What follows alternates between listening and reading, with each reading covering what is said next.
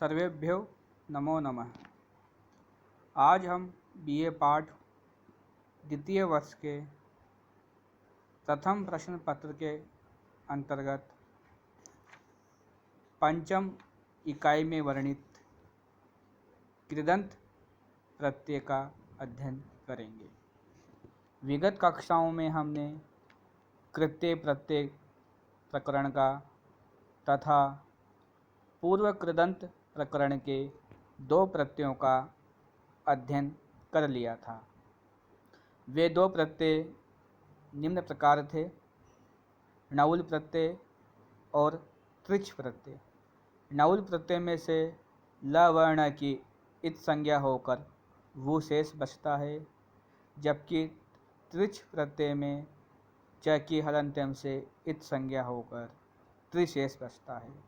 णौल प्रत्यय से बनने वाले शब्द हैं कारक, हारक, चालक, वाहक, जबकि त्रिच प्रत्यय से बनने वाले शब्द हैं कर्ता, हर्ता, दाता, विधाता, ज्ञाता इत्यादि।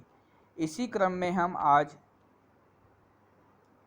दो प्रत्ययों का अध्ययन करेंगे। वह दोनों प्रत्यय हैं कत प्रत्यय और कत्वतु प्रत्यय। यह दोनों ही प्रत्यय भूतकाल में आते हैं और इनकी एक संज्ञा है निष्ठा संज्ञा, अर्थात ततौतु प्रत्यय की निष्ठा संज्ञा होती है। परीक्षा में प्राय यह प्रश्न पूछा जाता है कि निष्ठा संज्ञक प्रत्यय कौन कौन से हैं। तो इसका जवाब यह है, उत्तर यह है कि निष्ठा संज्ञक दो प्रत्यय हैं, त और तौतु प्रत्यय। त और तौतु दोनों ही प्रत्यय भूतकाल में काम में लिए जाते हैं।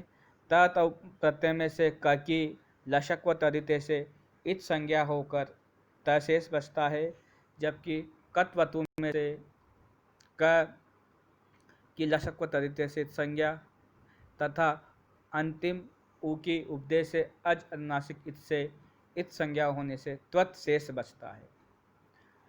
यहाँ पर त प्रत्यय कर्तार्थ में प्रयोग में लिया जाता है, जबकि त प्रत्यय भाव व कर्मार्थ में प्रयोग में लिया जाता है, जबकि कत्वतु प्रत्यय कर्तार्थ में प्रयोग में लिया जाता है। तो यहाँ पर यह ध्यान देने योग्य बात है कि कत और कत्वतु प्रत्यय भूतकालिक अर्थ को में प्रयोग में लाए जाते हैं और यह प्रत्यय कत्वतु प्रत्यय कर्तार्थ में आता है, जबकि भाव व कर्मार्थ में कत प्रत्यय का प्रयोग में लिया जाता है। अब यहाँ पर हम इसकी रूप सिद्धि करेंगे। रूप सिद्धि करने से पहला प्रथम शब्द है स्नातम। तो यहाँ स्ना धातु से भूतकाल के अर्थ में कत कत्वतु सूत्र से त प्रत्यय स्थिति बनी स्नाधन त। अब सर्वप्रथम क की लशक व तदिते से इत संज्ञा व लोप, तो शेष बचा स्नाधन त। अब यहाँ पर एक बात और ध्यान देने योग्य है कि भूतकालिक प्रत्यय यदि भाव अर्थ में होते हैं तो वह नपुंसक लिंग में प्रयोग में लाए जाते हैं। तो यहाँ पे त प्रत्यय नपुंसक लिंग में होगा। तो सर्वप्रथम इसकी प्रातिपदिक संज्ञा करेंगे। तो कृत तदित समासाश्च सूत्र से इसकी प्रातिपदिक संज्ञा और सवजस अमोट से प्रथमा विभक्त एक वचन में सु प्रत्यय।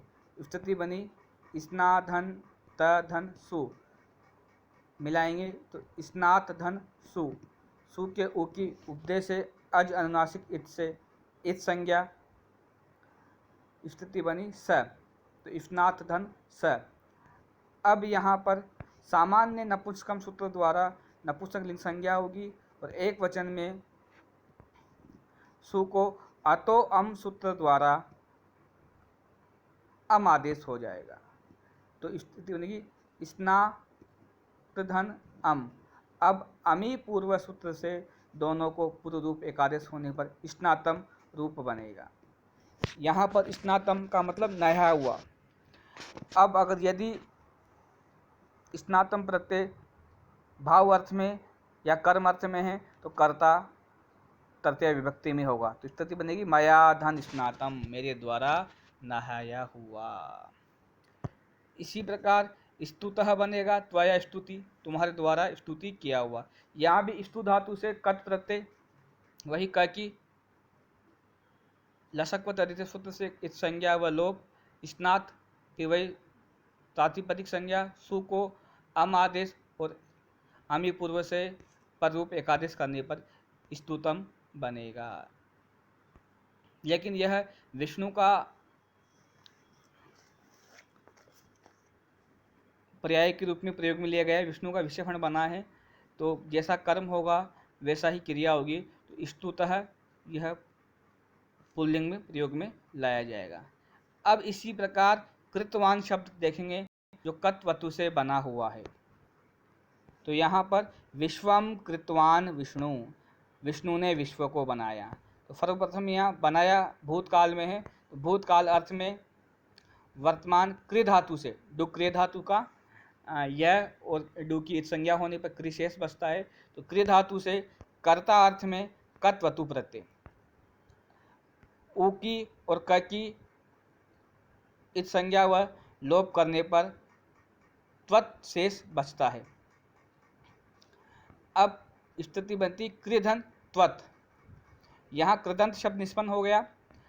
अब सुबंत की प्रक्रिया इसकी धीमन शब्द के जैसे चलती है, तो कृतवत के बाद में सबसे पहले कृत तदित समासास्य समा प्रातिपदिक संज्ञा, सु में अत्व संतस्य च आधातु सूत्र से उपदा दुर्ग और उगित अचाम सर्वनाम स्थाने अधातु से नुम का आगम, नुम में भी म की इत संज्ञा व लोप और उ की भी उपदेश से अज अन्नासिक इत से इत संज्ञा व लोप, शेष बचेगा न। हलंगे याबोब्यो दीर्घा लोप से संयोगांत तकार का भी लोप होकर कृतवान शब्द प्रयोग होता है। यहाँ कृदंत कृतानुसारी है, जैसा कर्ता होगा वैसा ही बना हुआ शब्द होगा, तो कर्ता विष्णु, बनाने वाला विष्णु। इस प्रकार एक वचन में कृतवान शब्द बनेगा। इसके रूप चलेंगे कृतवान, कृतवंतो, कृतवंतः।